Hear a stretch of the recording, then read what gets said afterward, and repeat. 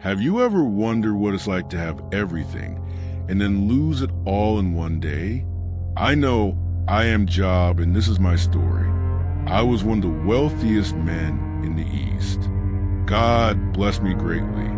I had 7,000 sheep, 3,000 camels, 500 pairs of oxen, 500 donkeys, and many servants. I had 7 sons and 3 daughters. I feared God and stayed away from evil. My children often held feasts in their homes and invited their sisters too. I was always proud of that. I ensured they remained pure. Every morning, I offered burnt sacrifices for them, thinking they might have sinned in their hearts and insulted God. Then one day, while my sons and daughters were feasting at the eldest brother's house, a messenger came running and said, "Your oxen were plowing the field, and the donkeys were grazing nearby. When the Staye people attacked, they looted all your animals and killed the servants. I am the only one who escaped to tell you." He had barely finished speaking when another messenger arrived and panicked, saying that fire fell from the sky and burned my sheep and servants to ashes. I am the only one who escaped to tell you.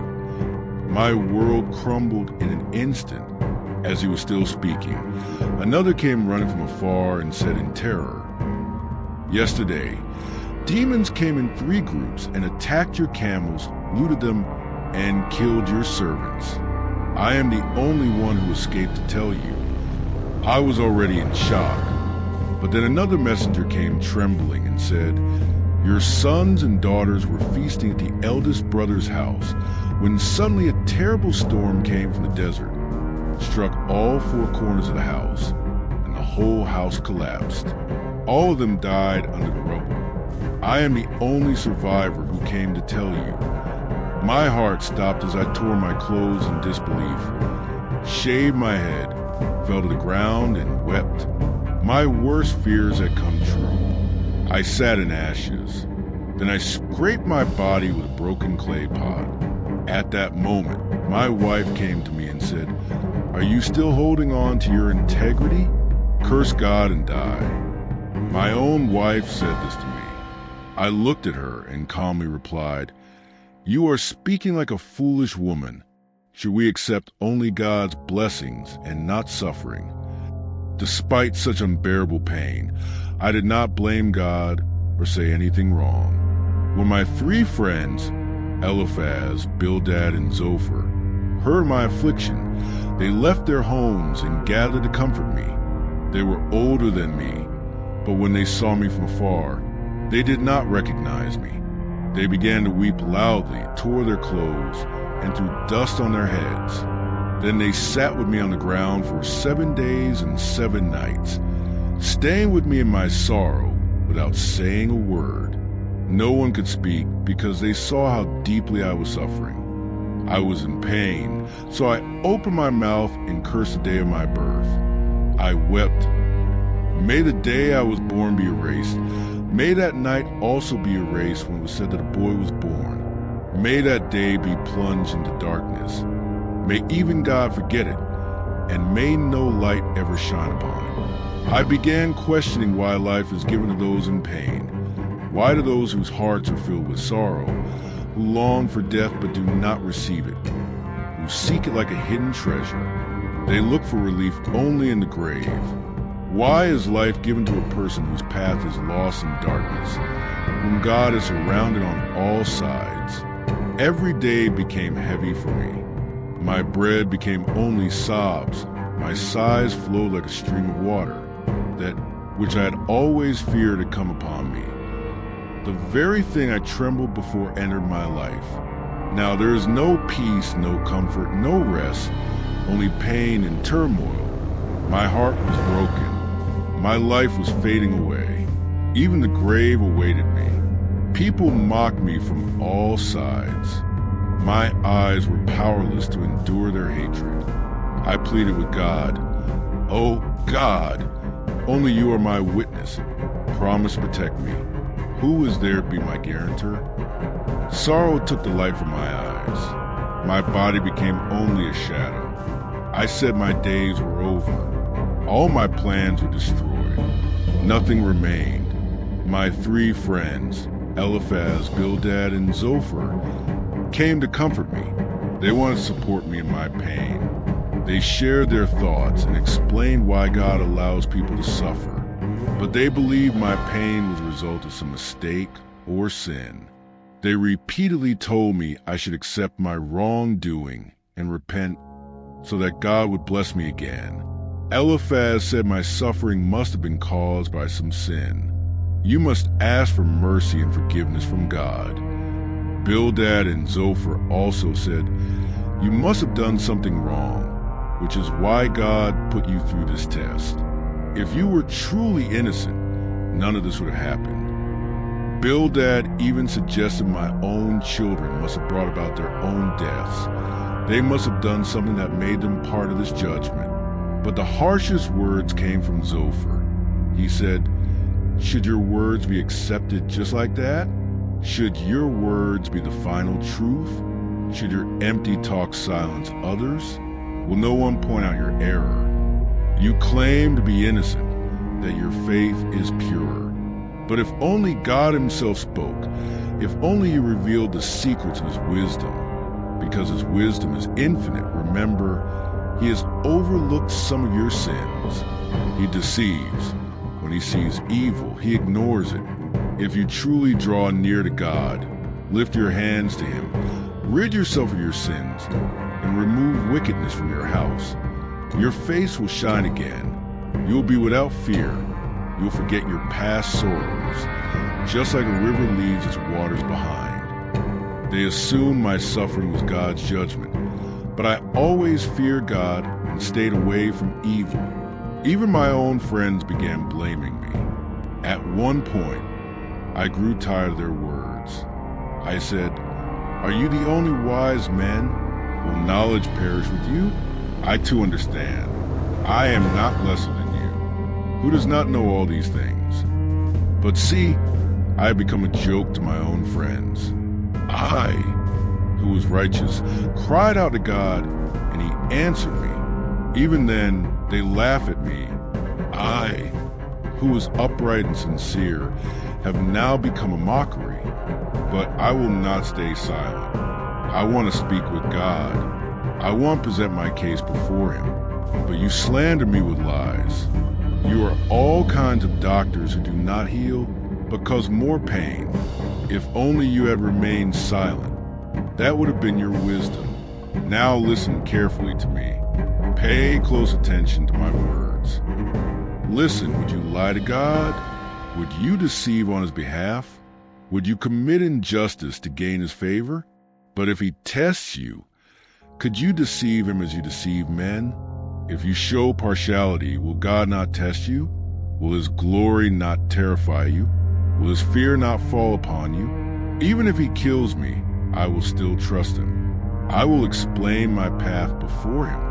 I am certain that in the end he will absolve me, because now no one can condemn me before him. I have prepared to present my case. Now I am confident that I will be proven innocent. If anyone accuses me, I will remain silent and die. Oh God, grant me just 2 things, and I will not hide my face from you. Do not frighten me with your terror, and remove your hand from me. Then call me, and I will answer, or let me speak, and you respond. Tell me how many sins I have committed. What is my crime, my error? What is it? Oh God, why do you hide your face from me? Why do you consider me your enemy? You have bound my legs with shackles. You observe my every movement. You have even counted my footsteps. Now this suffering has become unbearable to me. I am anxious and afraid. I see injustice, where the wicked prosper while I and other innocent people suffer.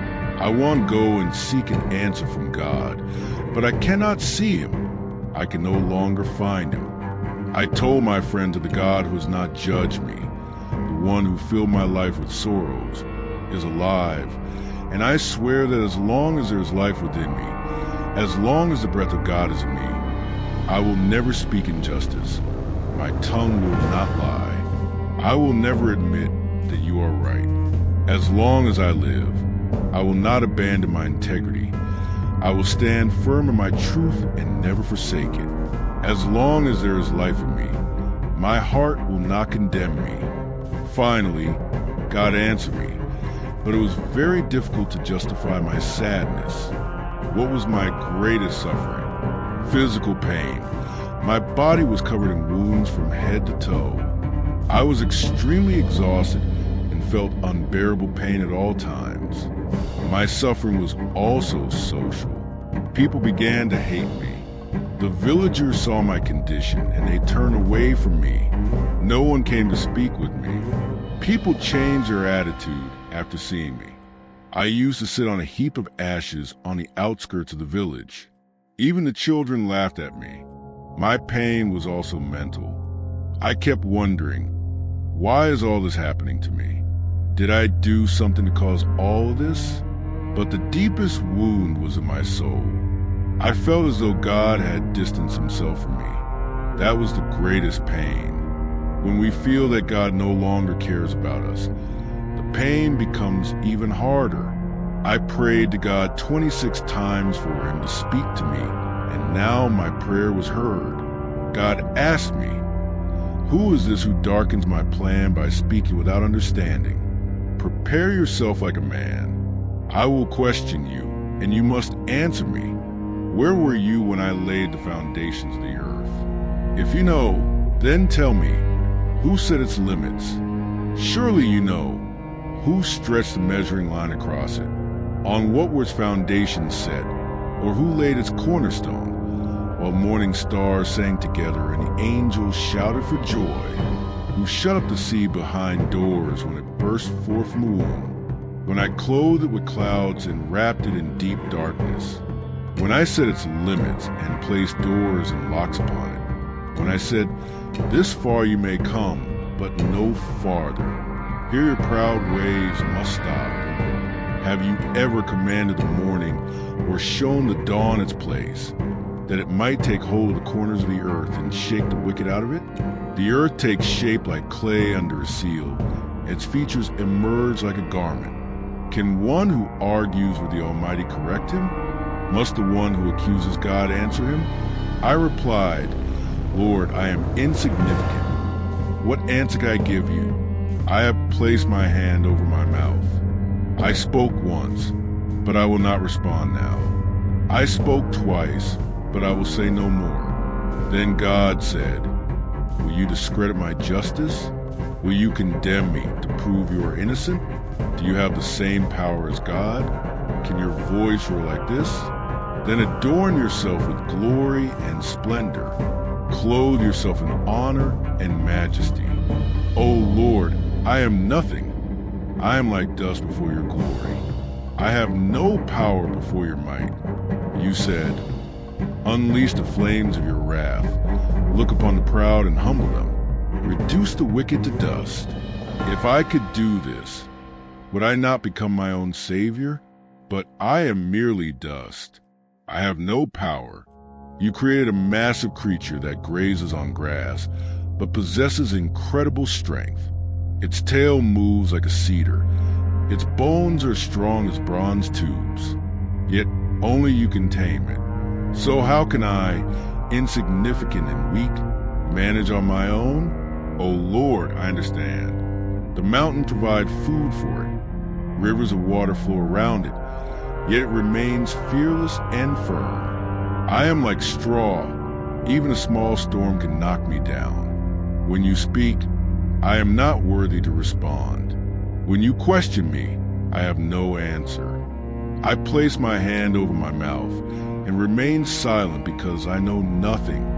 Lord, only you can accomplish everything. Your plans are wondrous, and I am incapable of understanding them. I will no longer rely on my own intelligence. I take refuge in you, Lord. No one can hinder your plan. You asked, who is this that obscures my plan without knowledge? Indeed, I spoke of things I did not understand. These words were too profound and astonishing for me. You said, Listen now, and I will speak. I will ask questions, and you will answer me. Before, I had only heard of you, but now I have seen you. So I despise myself, sitting in dust and ashes, repenting. Then the Lord told my friends to offer sacrifices, and I was to pray for them, because they had not spoken the truth about the Lord, and he was angry with them. When the Lord spoke to me, it happened amidst a storm and a whirlwind. He reminded me that he is the creator of the world. He described his great works, and asked if I could be equal to him. Finally, the Lord asked me, am I worthy to execute justice? Is it right to question me? Understanding how small and weak I am, I bowed my head before the Lord. I was considered his servant, but my friends were punished for their mistake because they had not spoken the truth about the Lord. Most importantly, after all these hardships, I had to face the consequences. Even after everything, the Lord himself spoke to me, and this experience changed me completely. The Lord still did not answer my questions, but he witnessed my trial. I prayed for my friends, and the Lord changed my situation. He blessed me more than before. All my relatives and old friends returned to me. They sat with me, comforted me, and inquired about my well-being. Each of them gave me a silver coin and a gold ring. The Lord had prepared the final moments of my life in advance. I was blessed even more, for I had twice the possessions I had before, thousands of sheep, goats, camels, oxen, and donkeys. This story teaches us that God can deliver us from any trial, if we simply keep our faith in him. I pray that God blesses your life as well.